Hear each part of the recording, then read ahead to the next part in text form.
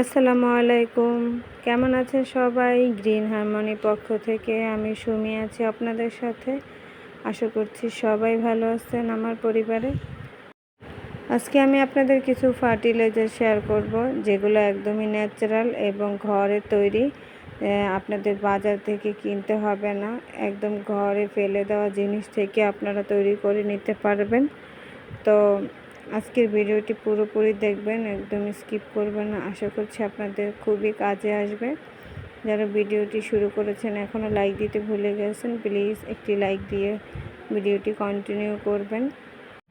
গত সপ্তাহে ফার্টিলাইজার দেওয়ার পরের রেজাল্টটা এই যে দেখুন, মাশাআল্লাহ কত সুন্দর, গাছগুলো হেলদি হয়েছে, প্রত্যেকটা গাছের গ্রোথ অনেক ভালো হয়েছে।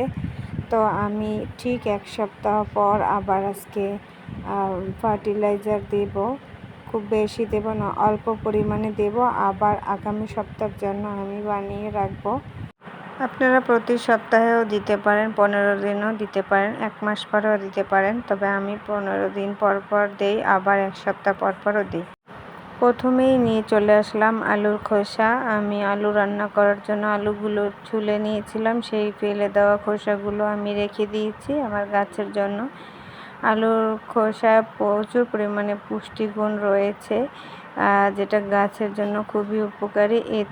এতে থাকা পটাশিয়াম, ভিটামিন সি, আয়রন ও ফসফরাস থাকে, যেগুলো গাছে খুবই উপকার হয়।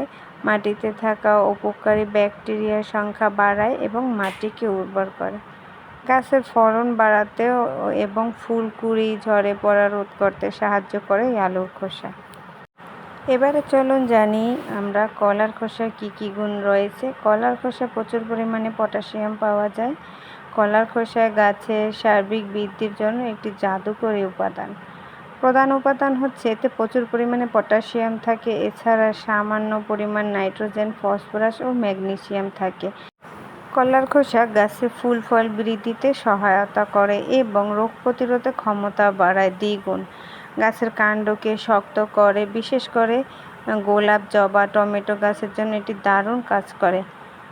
কলার খোসাকে আপনারা চাইলে বিভিন্নভাবে ব্যবহার করতে পারেন, যেমন এইভাবে পানিতে ভিজিয়ে রাখবেন 2 দিনের মতো, তারপরে সেটা গাছে দিবেন, অথবা শুকিয়ে সেটা গাছে ব্যবহার করতে পারেন।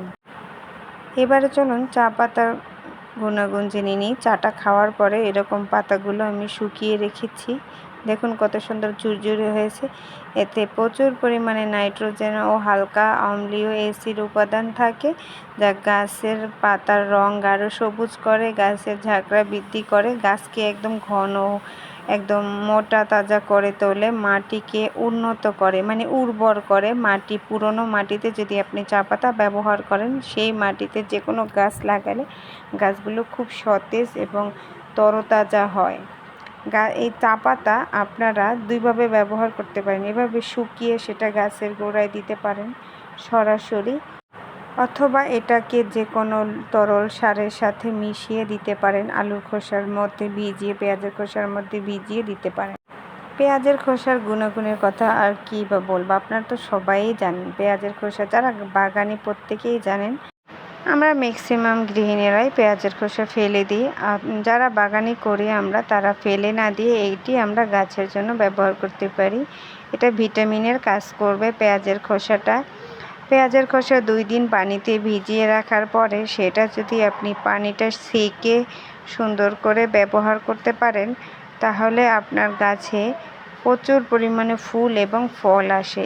এতে প্রধান উপাদান কী কী রয়েছে? পটাশিয়াম রয়েছে, ক্যালসিয়াম রয়েছে, আয়রন রয়েছে, ম্যাগনেসিয়াম, অ্যান্টিঅক্সিডেন্ট এবং গাছের উপকারিতা সম্পর্কে যদি জানেন, আপনি অবাক হয়ে যাবেন। গাছের রোগ প্রতিরোধ ক্ষমতা বহুগুণ বাড়িয়ে দেয় এই পেঁয়াজের খোসা। পেঁয়াজের খোসা ভেজানো পানি স্প্রে করলেও গাছের রোগ জীবাণু, ক্ষতিকর পোকামাকড় থেকে দূরে থাকে। আমি এবারে আমার ভেজানো পানিটা আমি সেকে নিচ্ছি ছাঁকনির সাহায্যে, কারণ এটা খোসাগুলো আমি ব্যবহার করব, এই খোসাগুলো আমি ফেলে দেব না।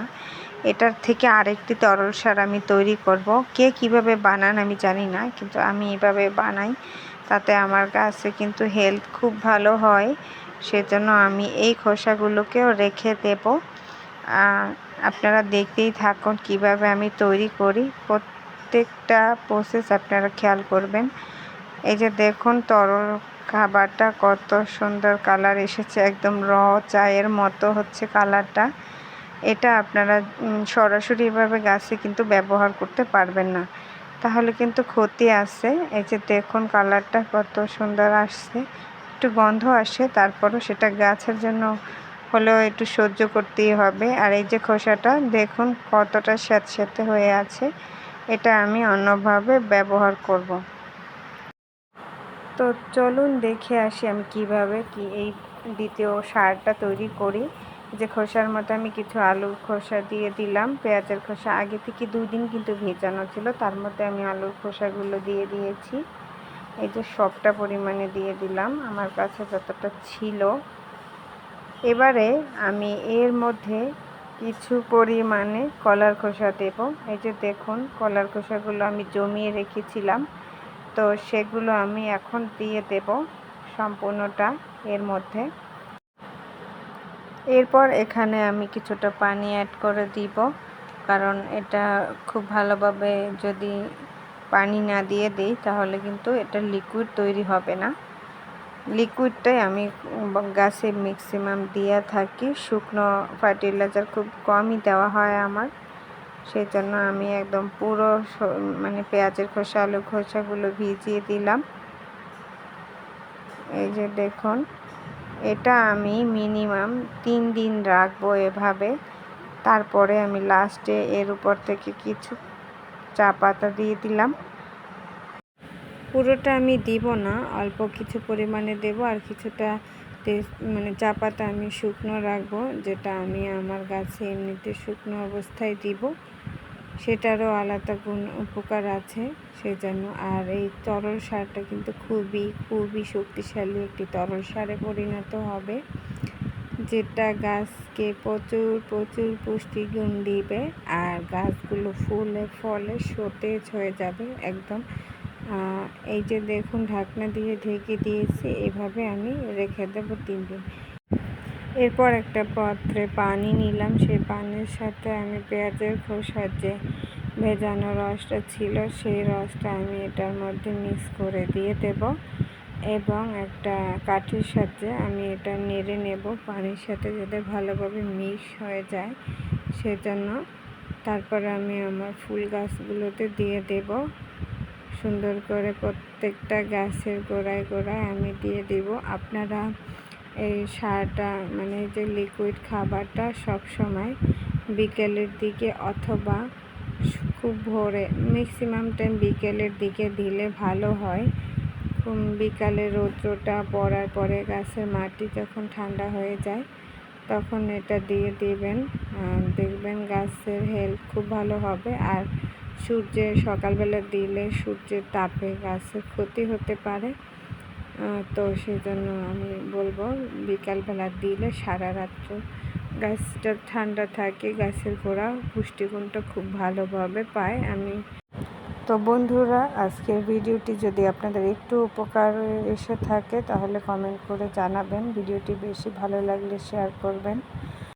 বিদায় নিচ্ছি আজকের মতো, কথা হবে আবার কোনো ভিডিওতে। ততক্ষণ পর্যন্ত সবাই ভালো থাকবেন, সুস্থ থাকবেন। আল্লাহ হাফেজ, আসসালামু আলাইকুম।